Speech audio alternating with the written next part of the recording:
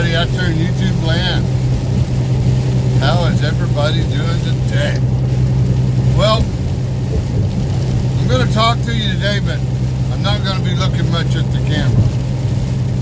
Driving into some pretty horrendous weather. I'm up here in Wisconsin, and I'm driving nose into a blizzard here. Pretty nasty. Now, I'm not getting the brunt of it yet, but I'm getting 50-mile-an-hour crosswinds and pretty much keeping all my attention on the road at the moment. But I just wanted to kind of shoot this video because I just got off the phone with the owner of the company. Now, y'all know I drive for Magnum. And Magnum has an OTR fleet of about 250 trucks or so. So, where I'm going with this is generally a company of this size, if the owner of the company is giving you some of his personal attention,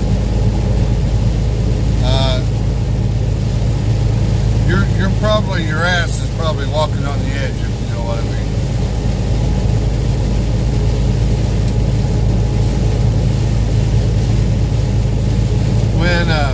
And I'll kind of back the story up. When I ended my day, I dropped a load at 10 o'clock in the morning, and I had a reload at LaGrue in Des Plaines, Illinois, just outside of Chicago, 4 o'clock in the afternoon. Now I knew my clock was due to, I was going to run out of driving time at 6 p.m. So I got to the shipper a couple hours early and went off duty as soon as I pulled in their gate. And directly got into a door. But they didn't actually have me loaded and out of there till almost 6:30. So it was past my driving time. My clock ran out while I was sitting in the dock. Y'all may be aware, some of you and some of you not, but FMCSA did an addendum on their hours of service that in that situation, if you're detained by a shipper or a receiver and you run out of driving time, that they allow you up to 3 hours and 150 miles of personal conveyance to get to a safe haven. Now, that doesn't mean that you automatically get to drive 3 hours. What that means is that now you have personal conveyance to drive to the nearest safe haven. And if you're in that situation, let's say if you leave the shipper and 30 miles down the road there's a truck stop, and you go into that truck stop, but there's no parking available. There's no place for you to park in there.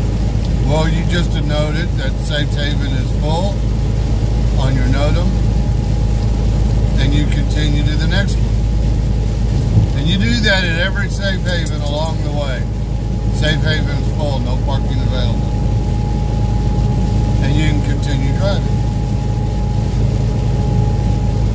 Now, I didn't have that extended time period. That's only happened to me once. Out on the East Coast, I dropped a load late at night,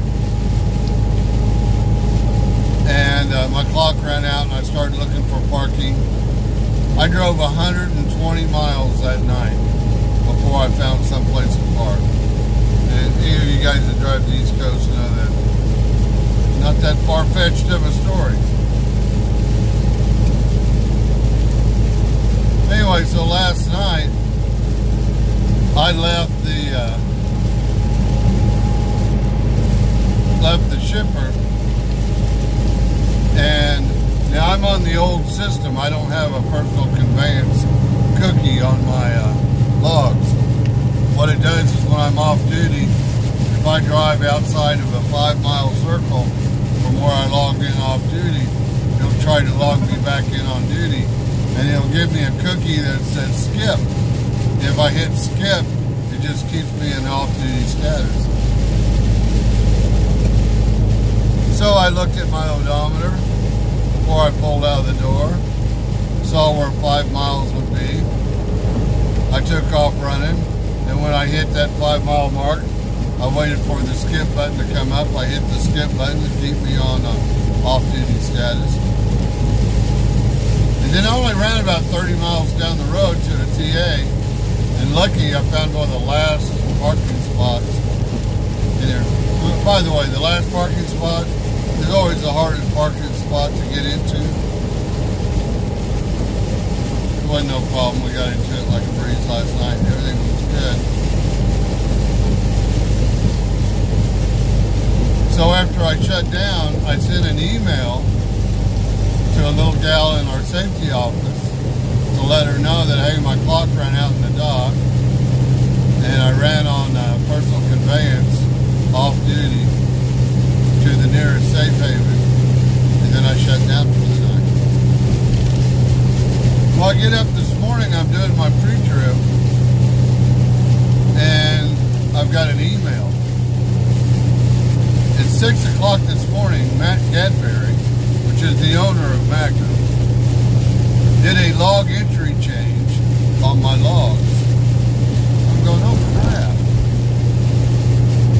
Did I screw something up? Did I make a mistake? Have I been a bad boy?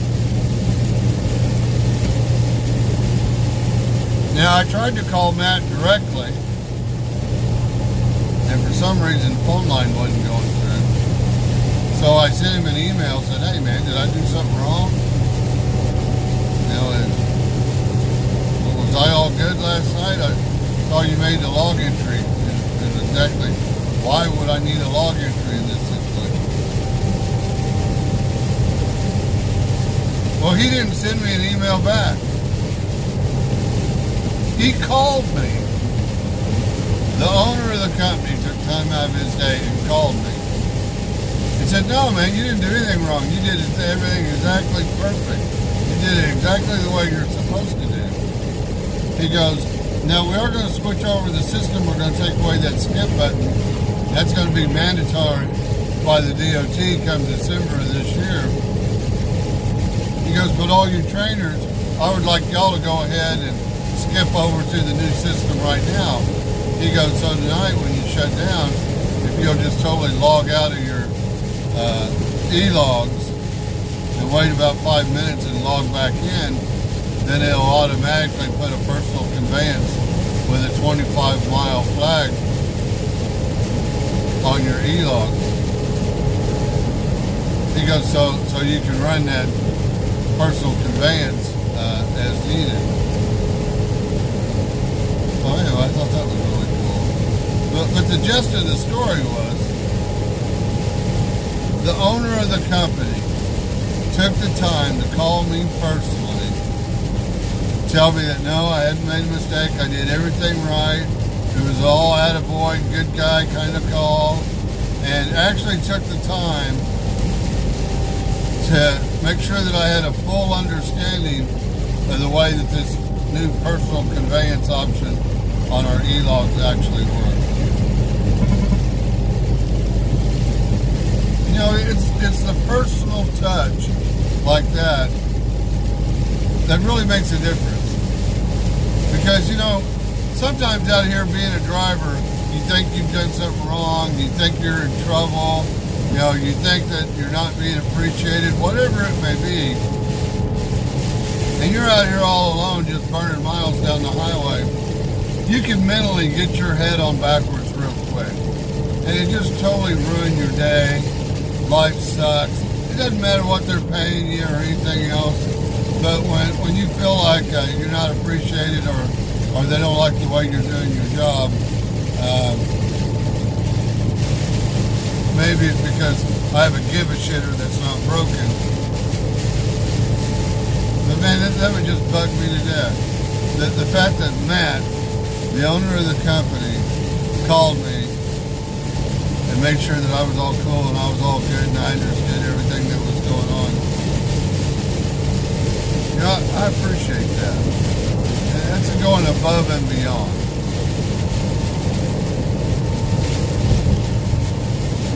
It's one of the reasons why I absolutely love this company that I work for. You know, I always call Magnum the most comfortable seat in the industry. And it is. And they pay their drivers well. We're actually well paid out here.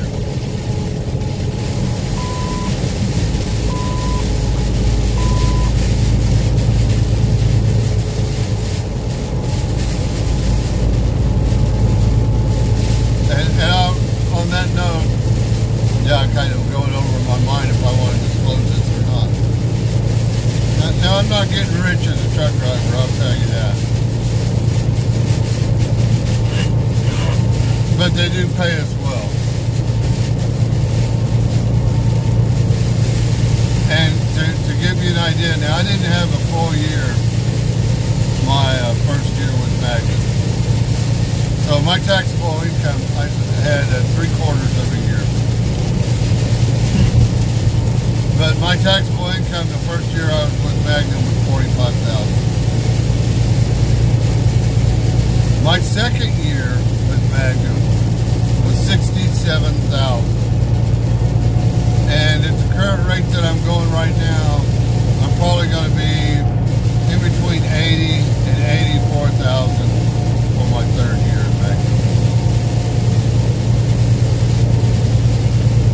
It's real hard to look about going anywhere else. I just absolutely love this company. And if you want a good, comfortable seat, work for a good company, I'm telling you, Magnum is the place. So, probably ought to get off. Oh, I got a phone call, I gotta go. Anyway, y'all have a great day. Bye-bye.